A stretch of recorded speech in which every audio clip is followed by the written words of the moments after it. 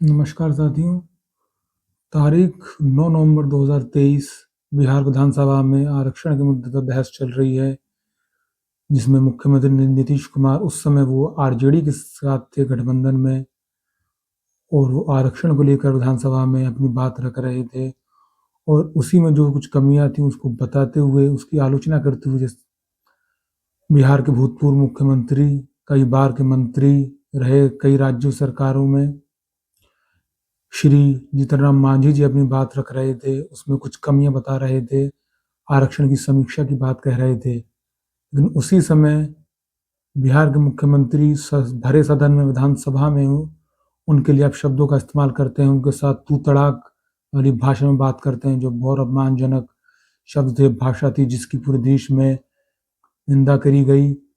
मेरी मूर्खता से मुख्यमंत्री बना और कहता रहता है कि ये भी मुख्यमंत्री थे। अरे क्या मुख्यमंत्री था? शैक्षणिक।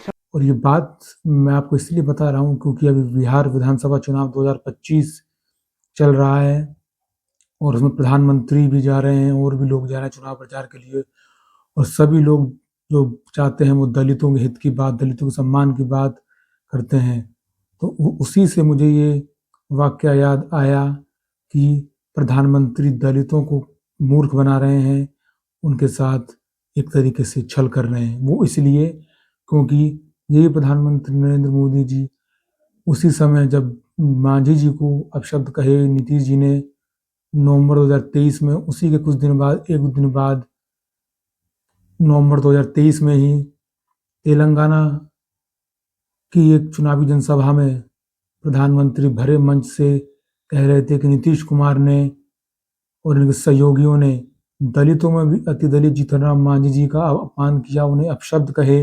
राम मांझी जो दलितों में भी अति दलित हैं, जिन्होंने अपने जीवन में बहुत ही संघर्ष किया है, उनको बिहार के सीएम ने बड़े सदन में बुरी तरह अपमानित किया। क्योंकि बिहार के भूतपूर्व मुख्यमंत्री भी रहे, तो वहां प्रधानमंत्री दलितों के लिए अपना आदर, सम्मान, प्रेम दिखा रहे हैं, ऐसे जैसे उन्हें दलितों की बहुत चिंता है।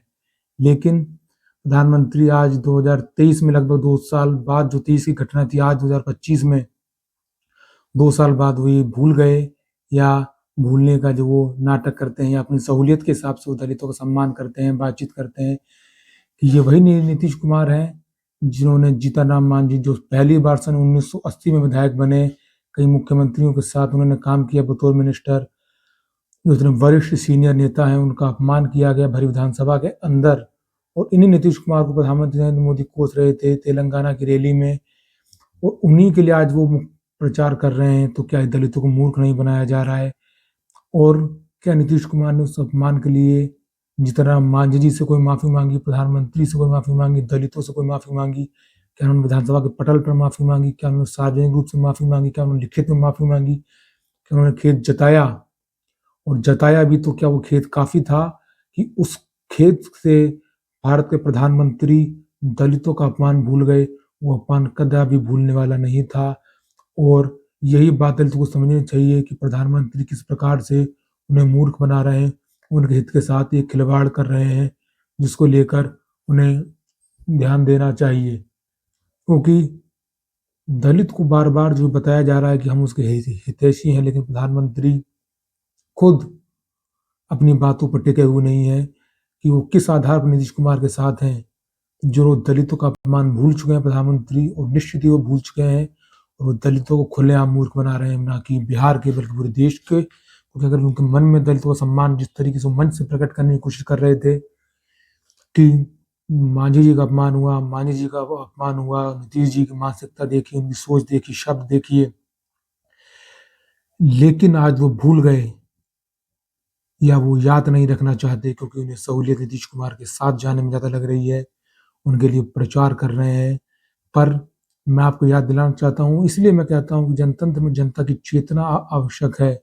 जनता को किसी का दीवाना नहीं होना चाहिए, क्योंकि नेता ये किसी के सगे नहीं है, आपको निश्चित ही नहीं भूलना चाहिए। आप देखिए, दलित समाज हो, वो हों, अति पिछड़े हों, वंचित हों, प्रधानमंत्री कितनी सरलता से दलितों का अपमान भूल गए, जबकि उन्हें नहीं भूलना चाहिए था अपमान। दलितों का और नीतीश कुमार का समर्थन बिल्कुल भी नहीं करना चाहिए था। लेकिन वो भूल चुके हैं और नीतीश कुमार को मुख्यमंत्री बनाना चाहते हैं बिहार का, उनके लिए प्रचार कर रहे हैं। भले ही मान लीजिए आज उनके साथ हों, लेकिन क्या उस समय प्रधानमंत्री जितना कह रहे थे कि दलितों का अपमान है, अति दलितों का अपमान है, दलित समाज का अपमान है, बिहार का अपमान है, ऐसा वो दिखाने की कोशिश मन से कर रहे थे, उन्हें दलितों की कितनी चिंता है और अपमान को वो बर्दाश्त नहीं करेंगे। लेकिन आज वो उसे भूले हैं, तो क्यों भूले हैं? क्या समझौता हुआ है नीतीश कुमार के साथ, या दलितों का सम्मान, दलितों का हित केवल एक दिखावा मात्र है? असल में दलितों का हित ही कोई भी नहीं है सिवाय दलितों के स्वयं के, क्योंकि नेता तो आ रहे हैं और अपनी सहूलियत के हिसाब से भाषण दे रहे हैं, ना कि दलितों के हित में, उनके सम्मान में वो कुछ कह रहे हैं। बस अपना सहूलियत थी, जब नीतीश जी साथ नहीं थे तो तेलंगाना की चुनावी जनसभा 2023 में जो नवंबर में उन्होंने करी, वहाँ पर नीतीश कुमार को कोसा, उनके सहयोगी को कोसा दलितों के अपमान के लिए। लेकिन आज जब वही नीतीश कुमार 2025 के विधानसभा आम चुनाव में प्रधानमंत्री के साथ हैं, भाजपा के साथ हैं, तो दलितों का अपमान भूल चुके हैं या उन्हें दलित याद आते ही नहीं है। इसकी भी जनता को एक समीक्षा करनी चाहिए। तो इस विषय से मैं जनता का ध्यान आकर्षित करना चाहता हूँ, जनता की जन चेतना जगाना चाहता हूँ। इसी के साथ इस बातचीत में फिलहाल इतना ही। धन्यवाद। जय हिंद।